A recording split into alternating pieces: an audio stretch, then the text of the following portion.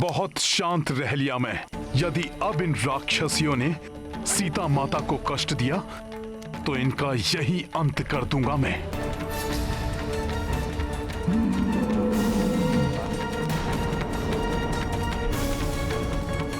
ये राक्षसियां कुछ भी कर लें, किंतु हनुमान के रहते माता सीता को कोई क्षति नहीं पहुंचा सकती। भयभीत करना चाहती हैं ये माता सीता को। मैथिली, लंकेश का अपमान करके तूने अच्छा नहीं किया। इसका दंड तो तुझे निश्चित ही मिलेगा। लंकेश हमारे भगवान है, हम उनका अपमान सहन नहीं करेंगे। तुम्हारी भलाई इसी में है कि भूल जाओ उस भिक्षुकपति को, स्वीकार कर लो महाराज रावण को, अन्यथा हम लोग खा जाएंगे तुम्हें।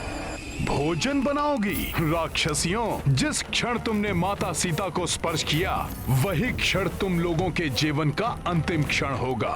ये तुम्हारे जीवन का अंतिम क्षण है, स्वीकार कर लो हमारे भगवान लंकेश को। अनुचित है ये सब, किंतु मैं महाराज के आदेश के विरुद्ध कुछ कर भी तो नहीं सकती। हनुमान की सहन शक्ति की सीमाएं लांघ रही हैं ये राक्षसियां। अरे मूर्ख, जिस नर की तुम प्रतीक्षा कर रही हो वो तो तुम्हें कब का बुला चुका, नहीं तो आ नहीं गया होता अब तक। स्वीकार कर लो लंकेश को, भूल जाओ इस वनवासी को, अन्यथा हम सभी तुम्हें खा जाएंगे। प्रभु श्री राम की आज्ञा का पालन करना है, इसलिए अभी इनके बीच जाना उचित नहीं होगा। किंतु माता सीता को प्रताड़ित होते हुए भी नहीं देख सकता, कुछ तो करना होगा। भूल जाओ इस वनवासी को, अन्यथा हम तुम्हें खा जाएंगी। स्वीकार करो लंकेश को, भूल जाओ इस वनवासी को। कुछ तो करना होगा।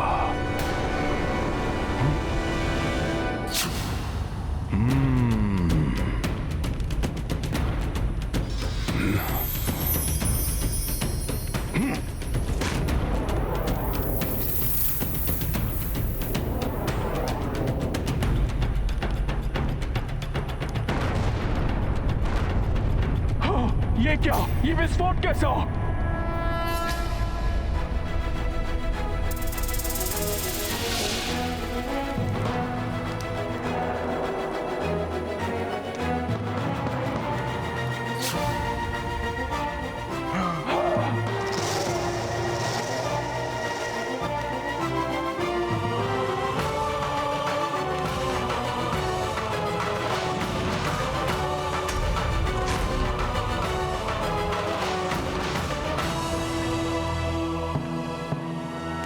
ये क्या हुआ?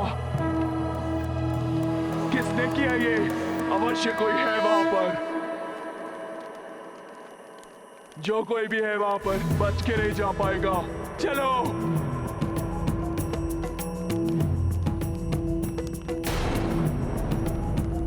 जय श्री राम। आपकी कृपा से हनुमान की युक्ति सफल रही प्रभु।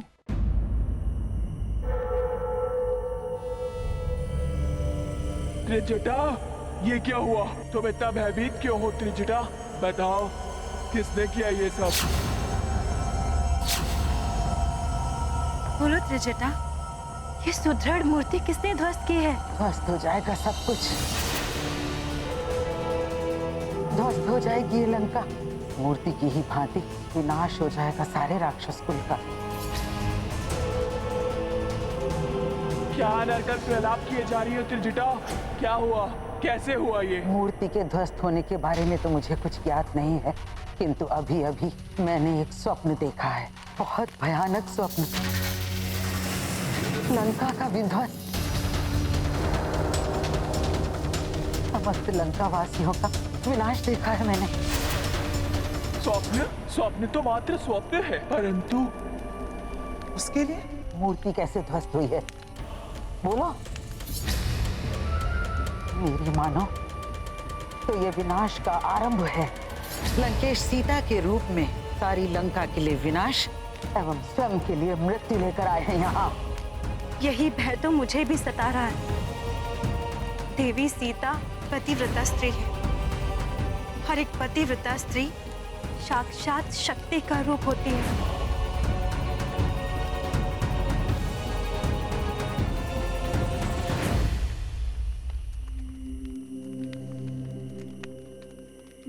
माता को इस असीम दुख से मुक्त कराने के लिए हनुमान को इसी समय जाकर उन्हें अपने और प्रभु श्री राम के बारे में बताना होगा।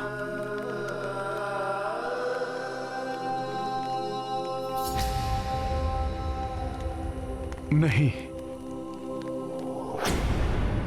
किंतु कहीं ऐसा ना हो जाए कि मुझे इस वानर रूप में देखकर माता और अधिक भयभीत हो जाएं, या कहीं माता मुझे रावण का गुप्तचर ना समझ लें। मूर्ख हो तुम सब, एक स्वप्न मात्र से भयभीत हो गई। किंतु त्रिजटा का देखा हुआ सपने सदैव सत्य होता है और प्रातःकाल का समय, प्रातःकाल के स्वप्न भविष्य में सदैव सत्य होते हैं। ये बताओ कि तुमने देखा क्या स्वप्न में? मैंने देखा वो वनवासी राम अपने अनुज लक्ष्मण के साथ गजराज पर आरूढ़ होकर आए और सीता को लेके लंकेश के पुष्पक विमान में उत्तर दिशा की ओर ले गए और देखा घने रक्तिम मेघों में एक रथ जिसमें गर्दभ जुटे हुए थे, जो काले वस्त्र और लाल पुष्पहार पहने हुए मृत्यु की देवी का रथ है, और शीश मुड़ाए हुए लंकेश उस पर आरूढ़ हैं, जिन्हें मृत्यु की देवी दक्षिण दिशा की ओर खींच कर लिए जा रही है।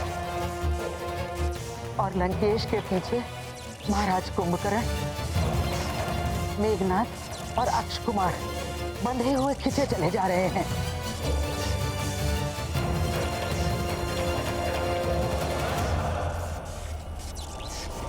और पीछे छूट गई है ध्वस्त लंका, खंडहर बनी हुई, जहाँ चारों ओर अग्नि ही अग्नि दिखाई दे रही है। हमारी सोने की चमकती हुई लंका जलकर काली हो गई है। ऐसा भयानक दृश्य था कि किसी की भी आत्मा कांप उठे। मेरा अंतर्मन स्पष्ट संकेत दे रहा है मुझे कि देवी सीता का आना साक्षात मृत्यु की देवी का आगमन है।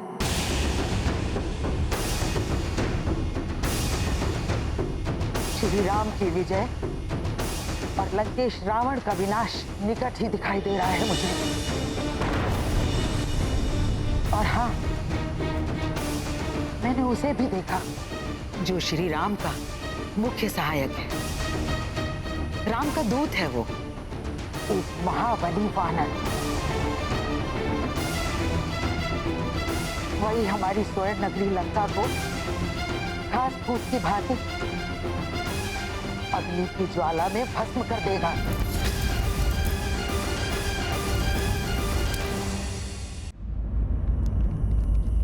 प्रतीत होता है रावण की बातों से माता सीता व्याकुल हो उठी हैं।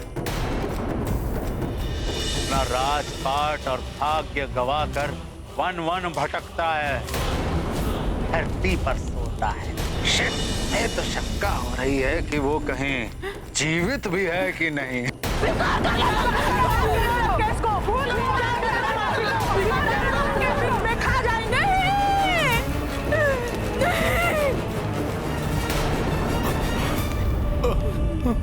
हे प्रभु, स्वर्ण की तृष्णा इतनी भयंकर हो सकती है, इसकी कल्पना तक नहीं की थी मैंने।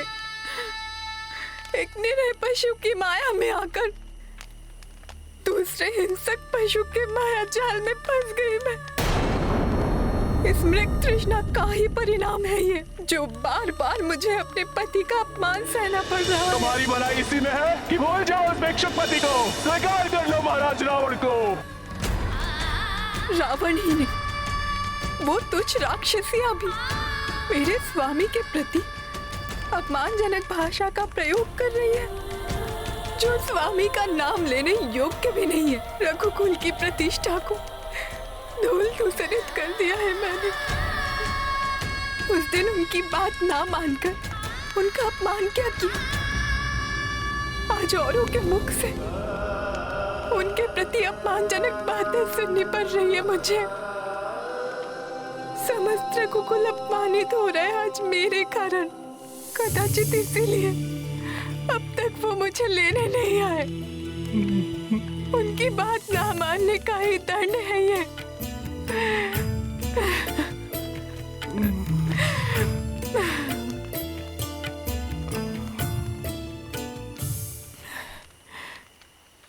सहस्त्रों राक्षसों का वध करने वाले महायोद्धा मेरे स्वामी रावण का अंत करने अब तक क्यों नहीं आए?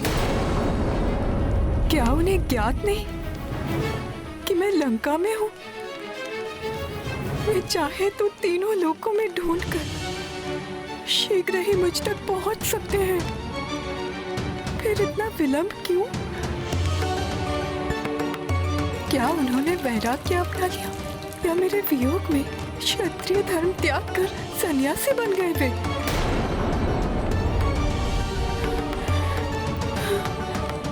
या कहीं ऐसा तो नहीं कि मायावी रावण ने छल से मेरे स्वामी के प्राण हर लिए हो? कुछ तो हुआ है जो 10 माह व्यतीत होने तक भी वे मुझे मुक्त कराने यहाँ नहीं आए।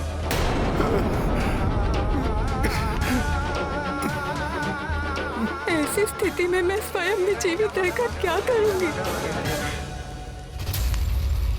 मैं जीवित नहीं रहूंगी।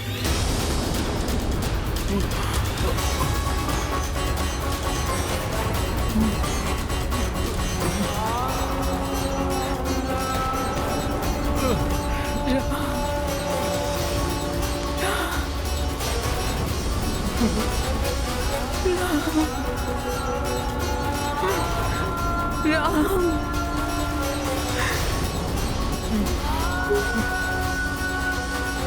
श्री राम। माता सीता को ऐसा करने से रोकना होगा। माता को आश्वस्त करना ही होगा। किंतु किंतु किंतु कैसे?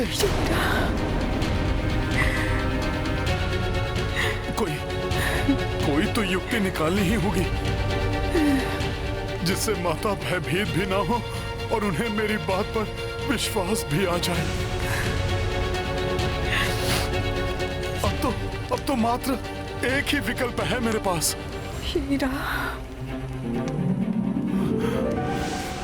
श्री राम के बिना मेरे जीवन का कोई अर्थ नहीं। अब तो यमलोक ही मेरे लिए एकमात्र स्थान बचा है जहां मैं स्वतः पहुंच सकती हूँ।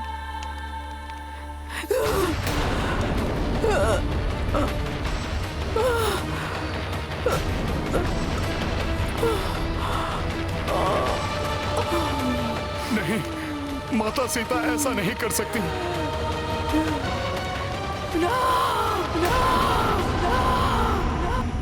सीते, सीते, सीते।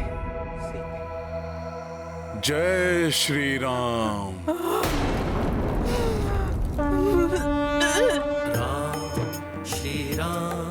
श्री राम जय जय राम।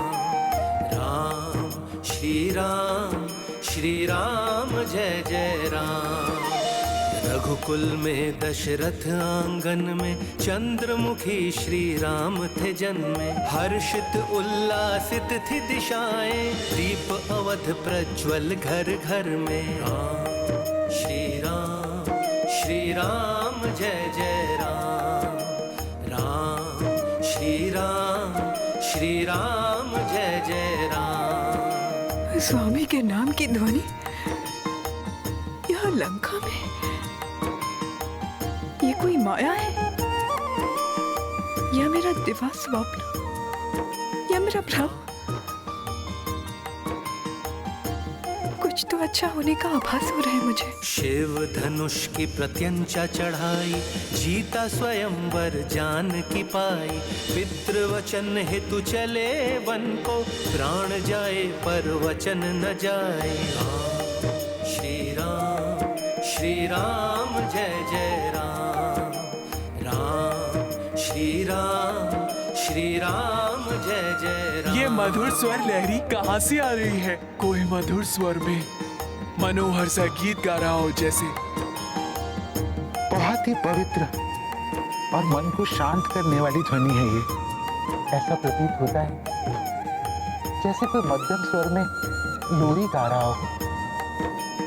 यज्ञ में करते असुर अनिष्ठा, राम विनाश किए सब भ्रष्टा। पंचवटी बसे वध कर डाले, खर दूषण और ताट का दुष्टा। श्री राम जय जय राम। राम श्री राम जय जय राम।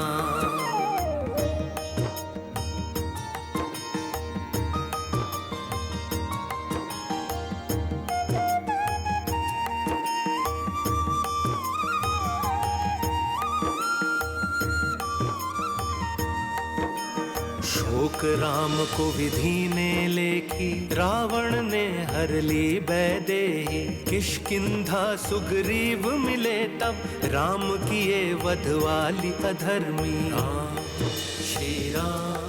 श्री राम जय जय राम। राम श्री राम जय जय राम। रामदूत बनकर एक वानर, लंका पहुंचा लांघ के सागर। चहु दिशा माँ जान की खोजी, दर्श दिए माता अब जाकर। श्री राम जय जय राम। राम श्री राम जय जय राम। राम श्री राम जय जय राम। राम श्री राम जय जय राम।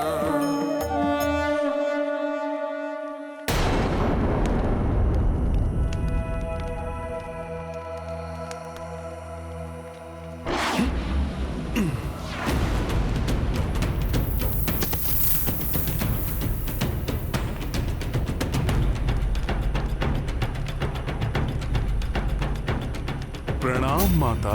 देखा स्वामी, कैसा अलौकिक, अद्भुत और पवित्रता से भरपूर क्षण है ये। हाँ देवेश्वरी, रामदूत हनुमान की ओर देवी सीता का प्रथम बार देखना, हनुमान का भी अपनी श्रद्धेय माता सीता का ये प्रथम दर्शन, इन दोनों के दर्शनों का ये प्रथम क्षण श्री राम की कथा में सिद्धि सर्ग के रूप में जग प्रसिद्ध होगा।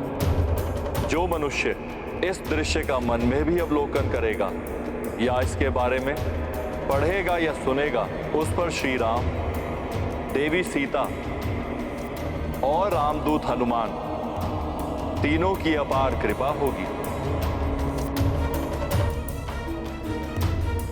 उन्हें सिद्धि एवं बुद्धि की प्राप्ति होगी।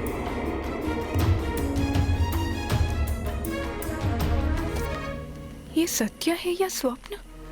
वो गीत वाला वानर साक्षात मेरे समक्ष है। ये मेरे मन की कल्पना नहीं, सत्य है ये।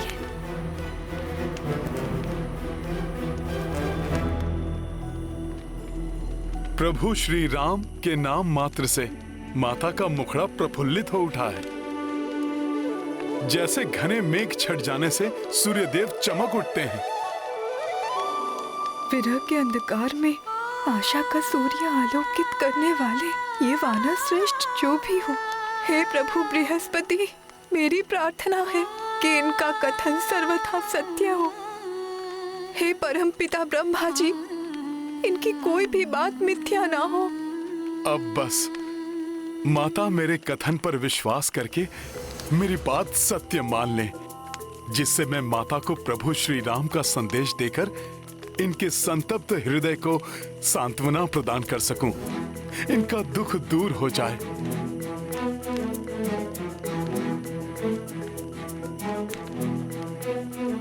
कौन हो तुम? मेरे समक्ष आओ और अपना परिचय दो। स्मरण रहे, यदि मेरे साथ कोई माया या छल करने का प्रयास भी किया तो तुम्हारे लिए अहितकर होगा।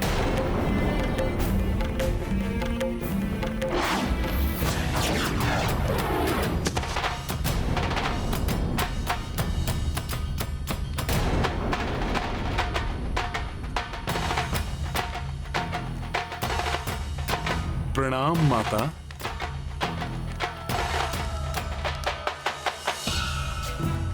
भक्त कभी अपने आराध्य से छल नहीं कर सकते माता।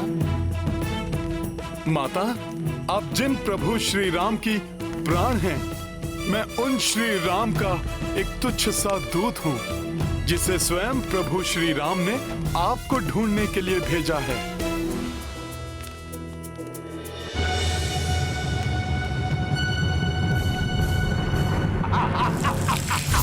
लंकेश दशानन रावण! बस बंद करो अपना ये छल। पहले स्वर्ण मृग बनकर मुझे मोहित किया, फिर सन्यासी बनकर मेरा हरण किया, अभी कपि का वेश बनाकर मुझे छलने आए हो। नहीं माता, नहीं। मैं तुम्हें भली भांति पहचान गई हूँ मायावी। वेश बदलने में तुम पूर्णतया निपुण हो रावण। अब तुम्हारी कोई भी माया मुझे नहीं छल पाएगी। माता, प्रभु श्री राम के भक्त को उनके शत्रु उस दुष्ट रावण के नाम से संबोधित मत करिए। मेरी बात का विश्वास कीजिए माता, मैं कोई अन्य नहीं, प्रभु श्री राम का संदेशवाहक हूँ। प्रभु श्री राम का दूत हूँ मैं माता।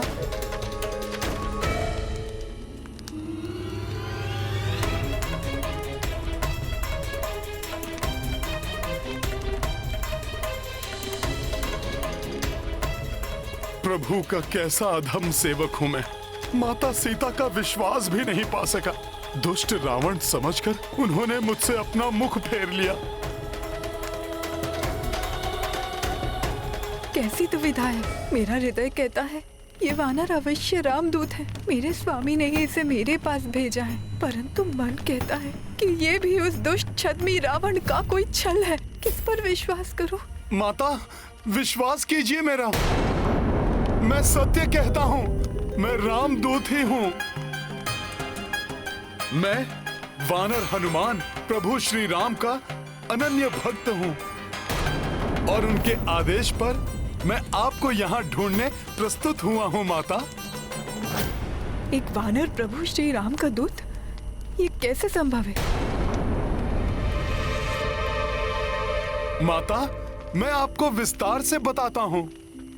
जब आपको ढूंढते हुए वल्कल वस्त्रधारी नरसिंहों के समान पराक्रमी दो शूरवीर धनुर्धारी प्रभु श्री राम और उनके अनुज भ्राता लक्ष्मण ने ऋषिमुख पर्वत की सीमा में प्रवेश किया, तो उन्हें अपने भ्राता वाली के सहयोगी जानकर वानर राज सुग्रीव अपने जीवन को लेकर भयाक्रांत हुए। तब उनके निकट जाकर मुझे उन वनवासी राजपुरुषों की दिव्यता और महानता का बोध हुआ। तुम्हारे दिव्य कर्ण कुंडल और कंठार तुम्हारी पहचान है हनुमान। और मैं उन्हें अपने कांधे पर बैठाकर महाराज सुग्रीव के समीप ले गया। उसी दिवस प्रभु श्री राम और महाराज सुग्रीव के मध्य एक अक्षुण्ण मैत्री स्थापित हुई। दोनों ही अपनी भार्या के वियोग से त्रस्त थे और उन्होंने एक दूसरे की सहायता करने का प्रण लिया। तत्पश्चात प्रभु श्री राम ने महाराज सुग्रीव के अग्रज वाली का वध कर अपना वचन निभाया। तो महाराज सुग्रीव ने आपका समाचार प्राप्त करने 10 दिशाओं में अनेक योग्य वानर योद्धाओं को भेजा। मैं उन्हीं में से एक हूँ माता, और ये मेरा सौभाग्य है कि मुझे आपके दर्शन प्राप्त हुए। हे माता, अब तो आपको विश्वास हो गया होगा माता कि मैं प्रभु श्री राम का ही दूत हूँ।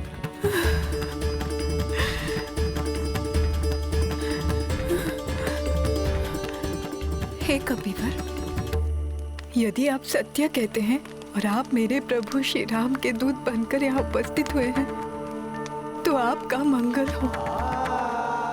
परंतु मेरा मन अभी भी अनेक शंकाओं से विचलित है। उनका निवारण करने हेतु आप मेरे प्रभु श्री राम की महिमा का विस्तार से वर्णन कीजिए, क्योंकि यदि आप रामदूत हैं तो आपको मेरे स्वामी श्री राम के सामीप्य का सुख लाभ प्राप्त हुआ होगा। हाँ माँ, हाँ हुआ है माँ। और आप उनके सभी उत्तम गुणों से भली भांति परिचित हुए होंगे।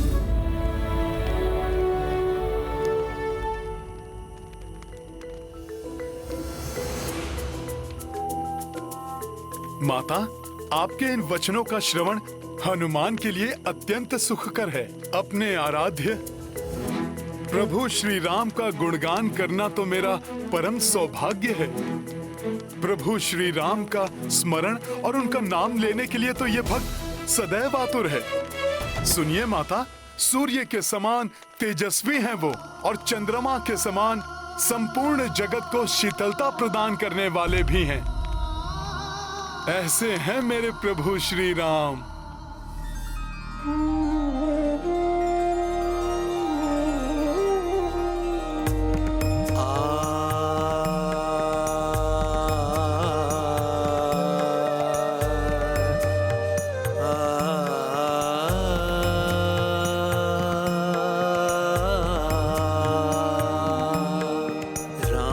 चंद्र ज्ञानवान नम्र भाषी शीलवान, चंद्र जैसे मुख पे सूर्य के समान धूप है, शंख जैसी है ग्रीवा भव्य लंब है भुजा, कामदेव से मनोहरी प्रभु का रूप है।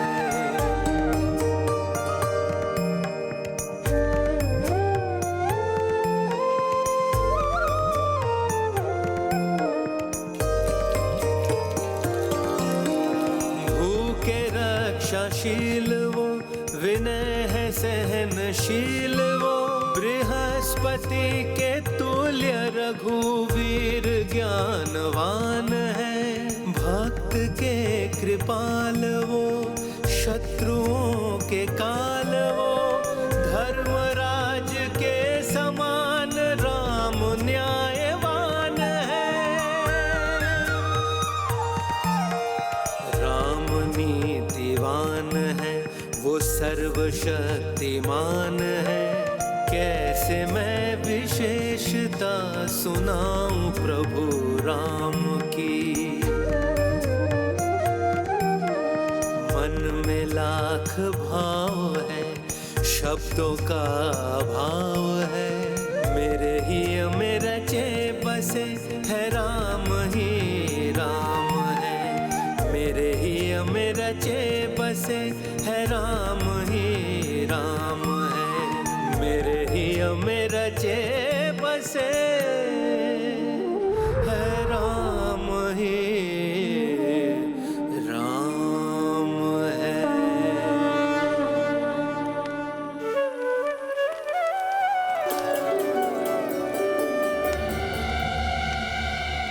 माता, मैंने अपने सामर्थ्य के अनुसार प्रभु श्री राम के वर्णातीत गुणों का बखान किया।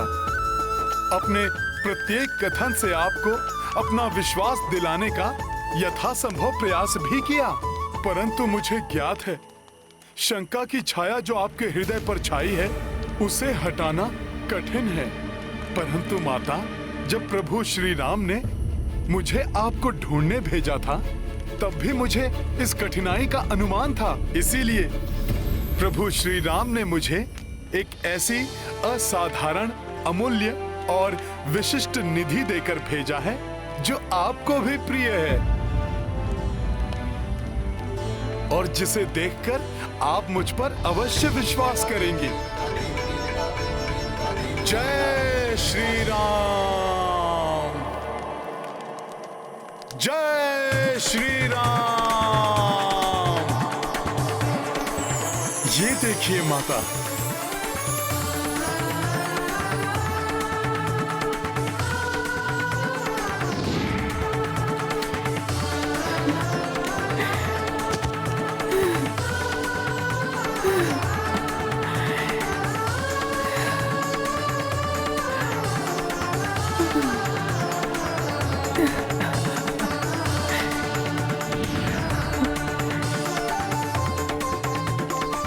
मेरे प्रभु,